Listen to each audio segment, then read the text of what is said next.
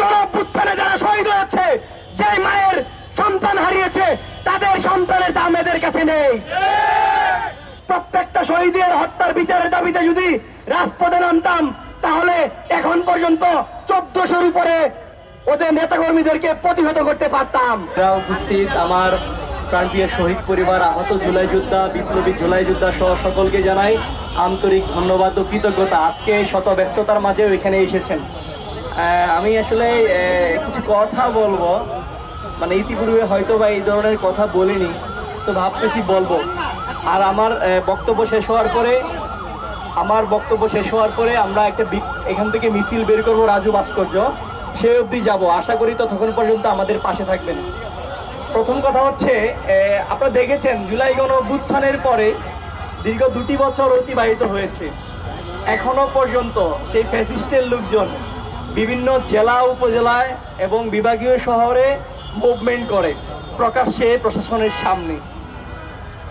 আমরা খেয়াল করি জুলাই গণঅভ্যুত্থানে যে সকল ভাই বোনদেরকে শহীদ করা হয়েছে, যাদেরকে অঙ্গহানি করা হয়েছে, তাদের হত্যাকারীকে কিন্তু এখনো ধরা যাচ্ছে না, ধরা ছোঁয়ার বাইরে।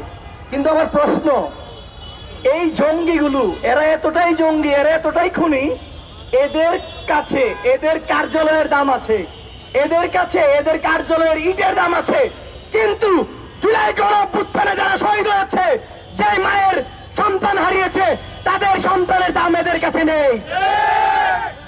যদি তাই হইতো, তাহলে এরা অনুশোচনা করে হলেও ক্ষমা চায় আল্লাহর রাস্তায় চলে আসতো।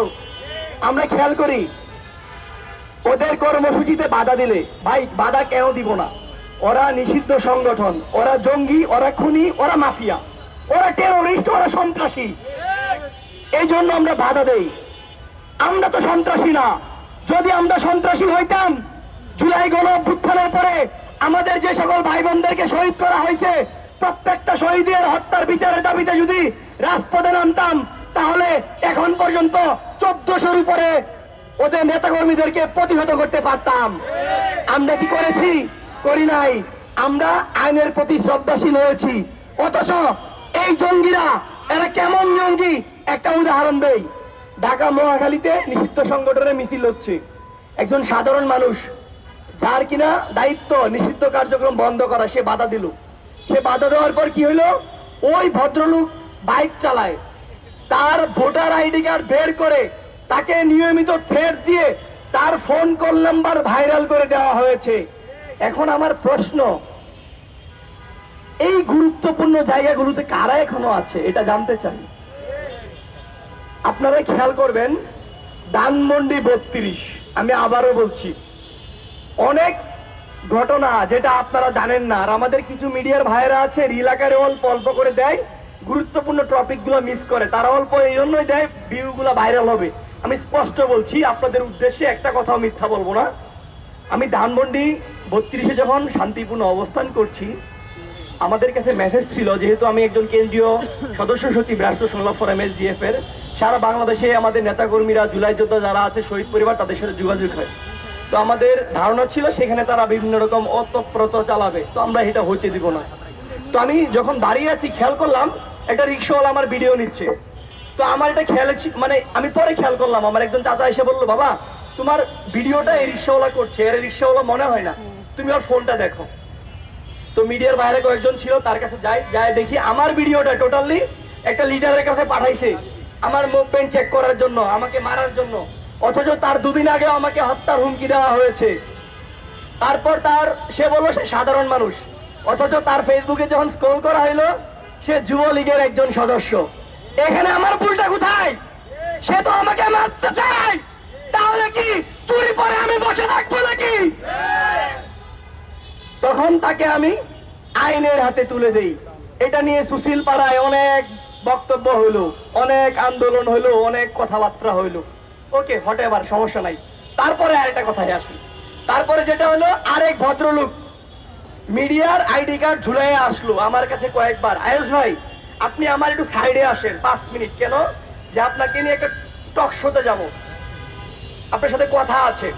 আমি এই লোকটাকে সন্দেহপূর্ণ মনে করলাম। এই লোকটার ছবিটা আমাদের একটা গ্রুপ আছে সারা বাংলাদেশে, ওইখানে পাঠাইলাম যে এই লোকটা কোন জেলার হইতে পারে। কিছুক্ষণের ভিতরে তার খবর আসলো সে যুবলীগের সদস্য। তার তথ্য প্রমাণ, তার প্রোফাইল আমার কাছে চলে আসলো। আমি সরাসরি মিডিয়াতে এটা দিয়ে দিলাম। দেওয়ার পর আবার তাকে সাধারণ জনতা আটক করলো। আটক করার পরে যেটা হলো, সুশীল সমাজ বলতেছে যে আমরা নাকি তাকে মব করেছি। আসলে মবের ডেফিনিশনটা কি এটা জানতে চাই যারা এই কথাগুলো বলে। আসলে মবের ডেফিনিশনটা কি? এটা কি মব নাকি? তার পরবর্তীতে আসি একটা গুরুত্বপূর্ণ টপিকে, যেটা আপনারা সবাই জানেন, অনেকে জানেন না। একজন ভদ্রলোক যিনি আসলো, একটা ইয়াং ছেলে, আমার কাছে সব তথ্য প্রমাণ আছে। ইয়াং ছেলে আসলো, এই যে ভিডিও আছে। সে আইসা প্রথমে বলল সে সাধারণ মানুষে কেউ না, সে কোনো কিছুই করে না, সে শুধু বঙ্গবন্ধুকে ভালোবেসে এসেছে। অথচ এই ছেলেটা জুলাইকে জঙ্গি বলেছে। এই শুনেন, বাংলা আওয়ামী লীগ হচ্ছে একটা ধর্ম, আওয়ামী লীগ একটা ধর্ম। চিন্তা করেন, এই ছেলেটা বলতেছে নৈতিকতা আছে। আওয়ামী লীগের নৈতিকতা আছে। Okay fine. সুশীলরা বলতেছিল আমি তার গায়ে কেন হাত দিচ্ছি। আজকে পুলিশ হত্যা দিবস। আমি এরকম করে প্রত্যেকটি মানে ঘটনা আমি মিডিয়াকে দিব। হ্যাঁ, আরেকটা স্পষ্ট বার্তা আমি আপনাদেরকে শোনাই, যেটা আমি এই এটা জয় বাংলা, জয় বঙ্গবন্ধু, বাংলাদেশ চিরজীবী হোক, শেখ হাসিনা আসবে, বাংলাদেশ আবার হাসবে। জয় বাংলা, জয় বঙ্গবন্ধু।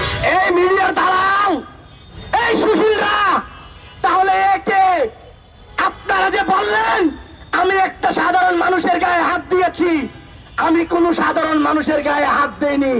আমি হাত দিয়েছি যে জুলাই গণ অভ্যুত্থানকে কটাক্ষ করেছে, যে শহীদদেরকে গালাগালি করেছে, যে বর্তমান প্রধানমন্ত্রী তারেক রহমানকে জারজ সন্তান বলেছে। আমি একজন রাষ্ট্রের নাগরিক হিসেবে এটা আমার দায়িত্ব ছিল, সেটা আমি পালন করেছি। প্রিয় ভাইরা আমার, আর কত প্রমাণ লাগবে? যাই হোক, এবার মূল আলোচনায় আসি। তো তার পরিপ্রেক্ষিতে